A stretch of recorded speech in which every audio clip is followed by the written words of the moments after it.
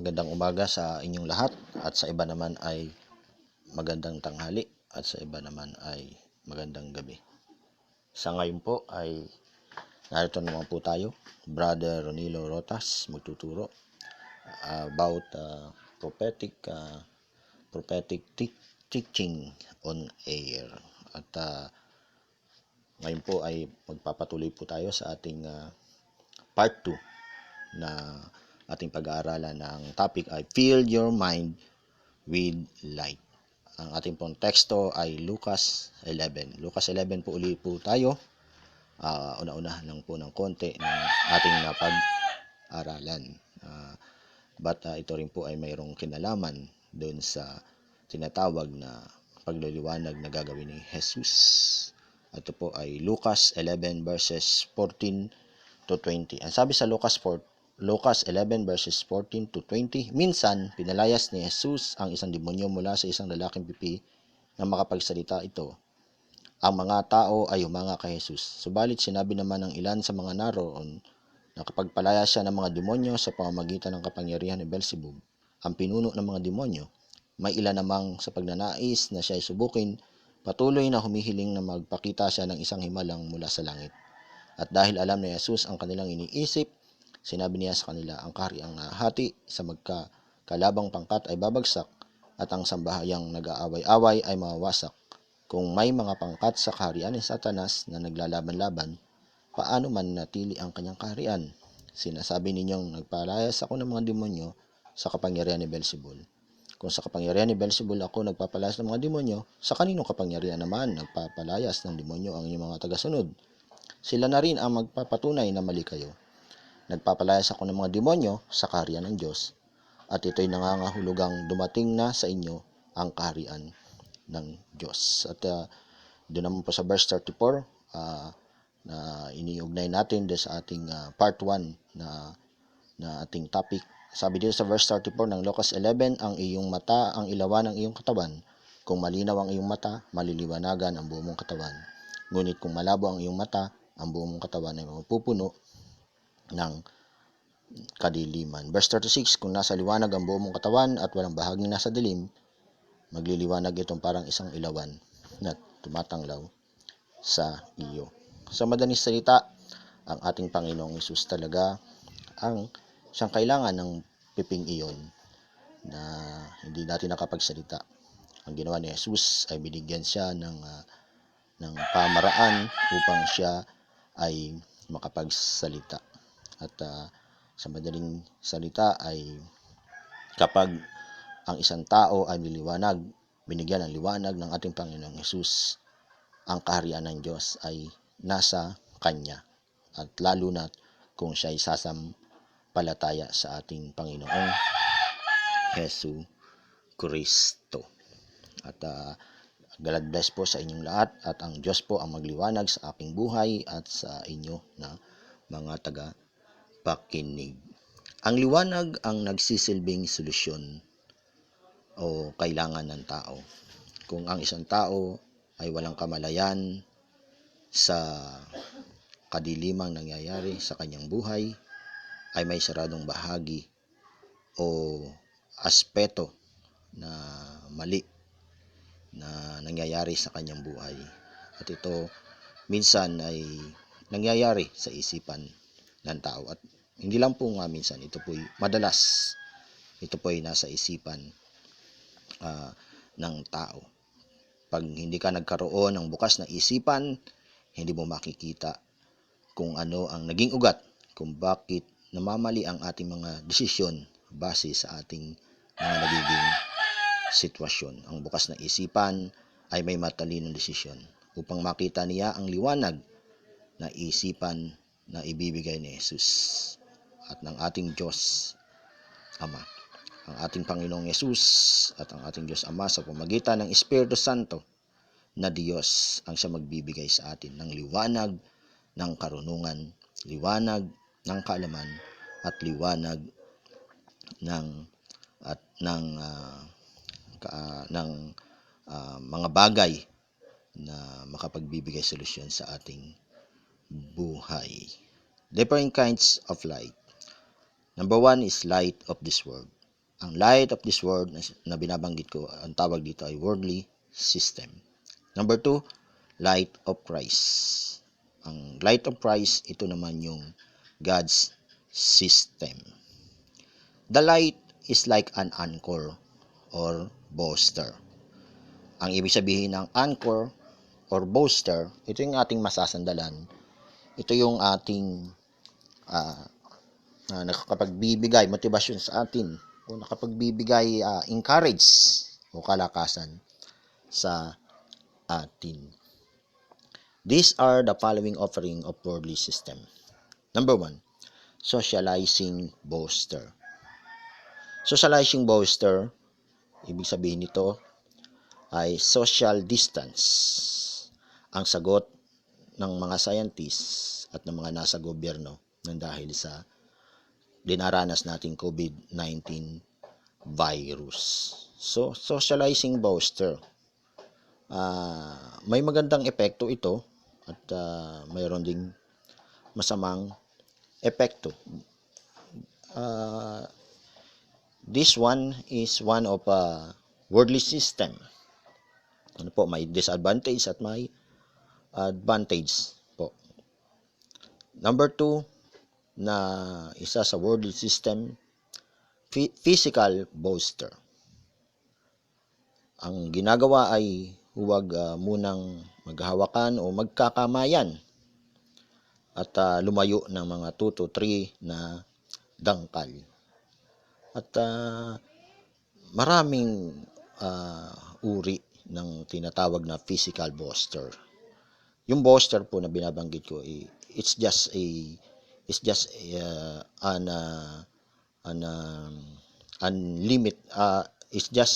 limited solution, or an alternative solution, to support us, to support in all situation, an specific situation. Sabi ko nga ay maraming uri ng physical booster o physical na makapagbibigay kalakasan sa atin upang matugunan yung pangangailangan o nangyayaring hindi magandang sitwasyon ng isang tao. Yung una, gaya ng nabanggit ko, ay huwag maghahawakan at lumayo ng mga 2 to 3 na dangkal. At yung pangalawa, letter B, ay kasabay nito yung tinatawag na pag-i-injection. Pwedeng antidote o kaya pag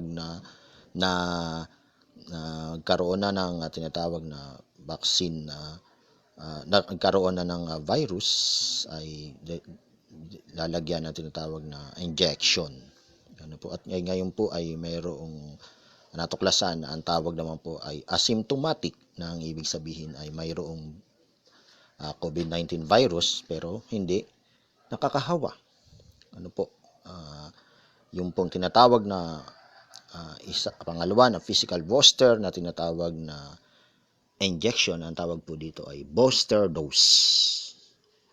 Booster dose is a supplementary dose of an agent administered as an injection. It's up to you kung magpapa-inject ka or hindi. At I know our spiritual booster, our spiritual and physical and also social booster in our life is our Jesus Christ. At mahirap maunawaan, but if you use the boosters of our Lord Jesus Christ, it has limited booster. Nais ng Diyos ng ating isipan ay magmula sa kalangitan. Subalit yung ating katawan, yung ating paa, yung ating kamay, yung ating katalinuhan, gamitin natin dito sa lupa. At yung letter C, sa physical booster, ang gobyerno na ang inaasahan ng tao na nagbibigay ng pera at pangangailangan ng bawat pamilya. But tandaan natin, uh, all uh, all these worldly system are limited. Ano po? But the social booster, spiritual booster, physical booster, emotional booster of our Lord Jesus Christ are eternity. Ano po? Infinite. Ano po? Infinite. Ano po? So,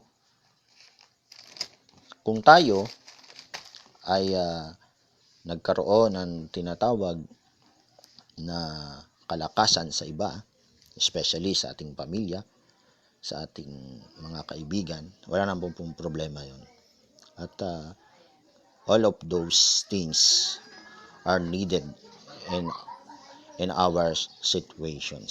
But remember this, our Lord Jesus Christ is our unlimited boosters or our unlimited encouragement and solution in all kinds of our situation. Ano po? Ang light of this world system ay mayroong limitasyon at mayroong sa madalas salita ay may hangganan. Subalit ang light of Christ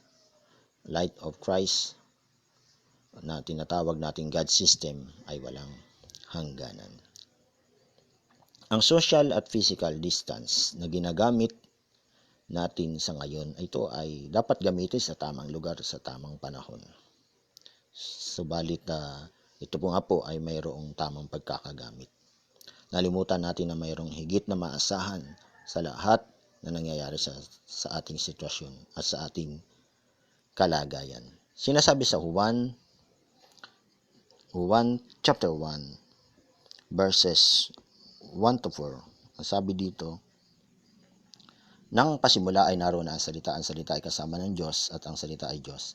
Sa pasimula ay kasama na siya ng Diyos. Nilikha ang lahat ng bagay sa pamamagitan niya at walang anumang nalikha nang hindi sa pamamagitan niya ang nilikha. Ang nilikha sa kanya ay may buhay at ang buhay ay isang ilaw ng sangkatauhan. At sinasabi rin sa verse 9 at 14, ito ang tunay na ilaw. Dumarating ito sa sanlibutan upang magbigay liwanag sa lahat ng tao. Ano po? So Jesus Christ is the real or genuine light. Ano po? In our mind, in our eyes, in our situations. At sabi sa verse 14, ang salita ay naging tao at nanirahan sa piling namin.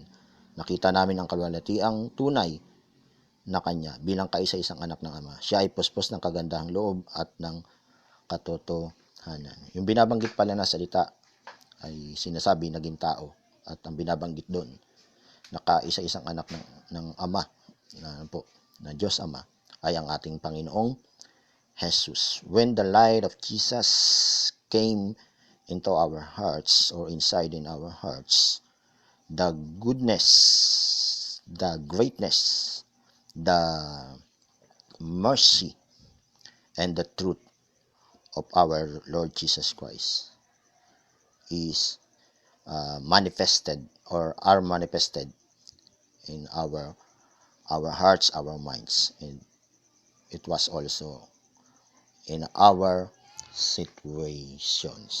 Ano po? Jesus Christ is the light of all people. Sa madaling salita, if the light of Jesus Christ is in us, the God system will manifested unto us. All kinds of life and breath came from our Lord Jesus Christ. Ano po? Trivia about the intention of spreading the virus, COVID-19. It has 3 waves and tensions. First wave is fear. Second wave is hate or anger. Third wave is greed or greediness. Yung fear, pagkatakot, kasama na dyan yung tinatawag na threatening. Yung second wave, hate, anger, yung pagkagalit. Yung third wave is greed, ibig sabihin yun po yung tinatawag na kasakiman. There's so many greediness na nangyayari sa buong mundo. Ano po, at nagkasama na yung tinatawag na pagsisinungaling upang kumita lang ng pera sa panahon ng kagipitan, sa panahon ng pamimigay ng pera ng bawat gobyerno sa kanilang mga nasasakupan na apektado ng tinatawag na COVID-19 virus. Over 3,600 of violence against women and children reported since lockdown. Ano po? According to our President Roa Duterte. Ano po? Our President Duterte. Ano po?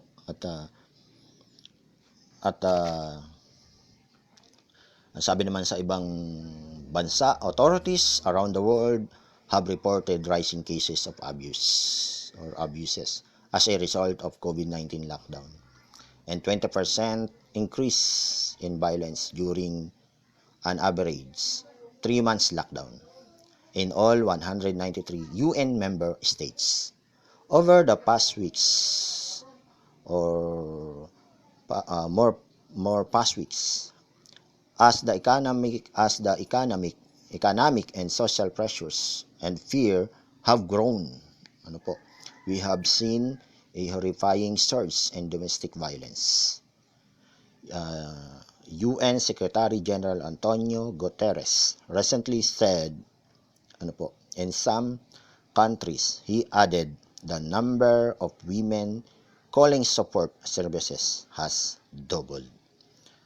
Sa Amerika naman po, by the numbers, the US logged nearly 2,100 gun deaths between March 1 and April 19. Sa kabila na mayroon tinatawag na lockdown.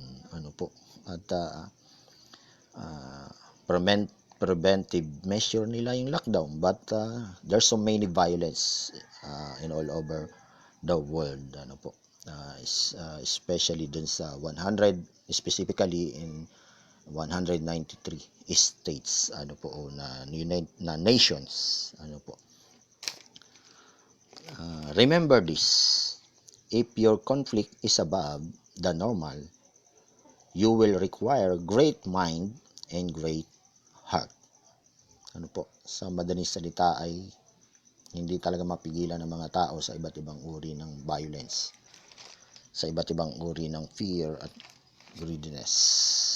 So, kagaya ng mga tao na nagpe-persecute kay Jesus, alam ng ating Panginoong Hesus ang kanilang iniisip. Ano po, at sa madaling salita, Jesus knows everything. Ano po, sabi dito po sa ating binasa kanina sa verse 17 ng Lucas 11, at dahil alam ni Jesus ang kanilang iniisip, sinabi niya sa kanila, ang kahariang nahati sa magkakalabang pangkat ay babagsak, at ang sambahayan nag-aaway ay mawawasak. Our Lord Jesus Christ knows everything, ano po, especially in our minds. Ano po, at Jesus is the author of all peace, goodness, and all kinds of good deeds. Ano po, pero sa nangyayari sa ating iba't ibang bansa, yung iba't ibang krimen, hindi si Jesus ang author niyan. Sa madaling salita, COVID-19 virus is not the issue. Is not a real issue. The real issue is the heart of all people. Ano po, kung paano magtutulungan, kung paano magdadamayan, at kung paano sila ay lalapit, or tayo ay lalapit sa may gawa ng lahat ng klase ng kagandahang loob ng nagmumula sa ating Panginoong Jesus. Hawak na Jesus ang lahat ng may buhay, sapagkat siya ang Diyos na nagkatawang tao upang ang lahat ng tayo tulungan sa nangyayaring mahirap na sitwasyon. Ang sabi ni Dr. Mike Murdock, focus is choosing what will dominate you. Freedom is the right to choose your master. Nagkaroon ng focus ang lalaki sa ating Panginoong Yesus at ninais niya na maging master si Jesus o maging Panginoon. Ang iba, hindi naman lahat, ginagawang Savior ang ating Panginoong Yesus. Hindi masama, subalit hindi lang ang pagiging Savior ni Jesus ang kailangan natin. Kailangan din natin maging master si Jesus, sapagkat ang pagiging master ng ating Panginoong Yesus sa ating puso, sa ating buhay, sa ating sitwasyon, nangangahulugang iyon na siya ang nakaupo sa ating puso. Siya ang magiging driver natin. Hindi po siya ang ating sagot lamang sa ating pangailangan. But Jesus Christ ay punong-puno ng kagandahang loob.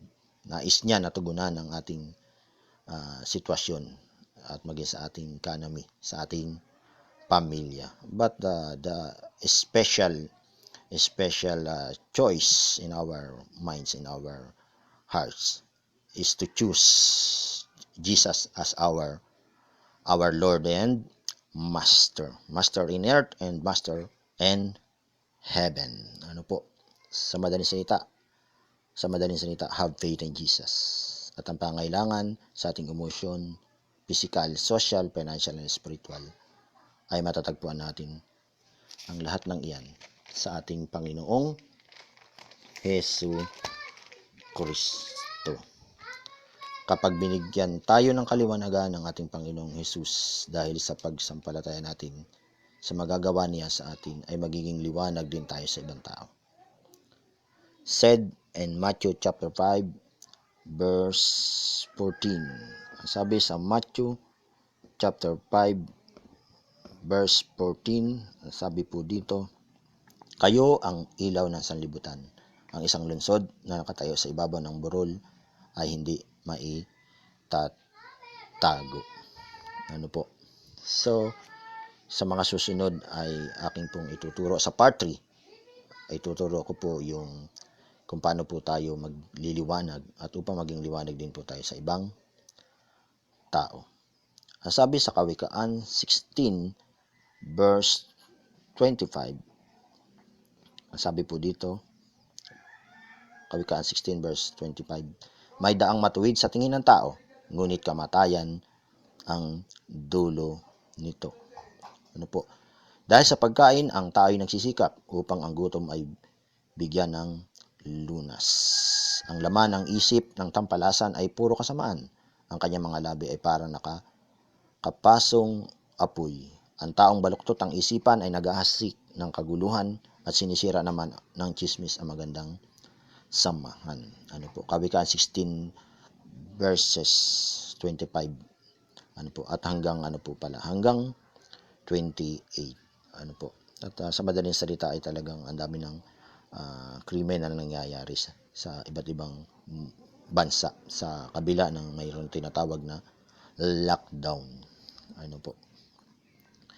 Ito ang pamaraan ng mga tao sa pag-aakalang nasa tamang landasin sila. Yung akala nila yun na yung tama, akala nila yun na yung pamaraan. Sabi ko nga, yung lockdown, it's an alternative solution. At yun ay isang uri ng tinatawag na booster.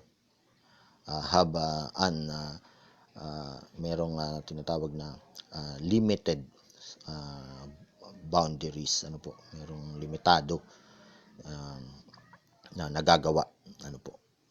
At ito nga po yung ways ng tao at marami pang uri ng ginagawa ang tao upang malunasan ang kanilang sitwasyon. But yung tamang landasin na akala nila yun ang tama, subalit mali pala. Nasa ways of death pala or darkness, means wrong way.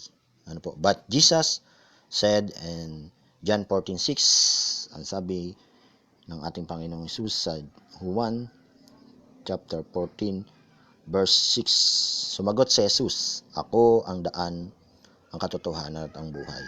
Walang makakapunta sa Ama kundi sa pamamagitan ko. Kay Jesus lamang matatagpuan ang lahat ng klase ng tumpak na pamaraan at pangailangan ng mga tao. At mararanasan natin ito kung tayo ay nasa pamahala ni Kristo Jesus. Means right way of living under the light of Jesus. Sa susunod pong muli, God bless you and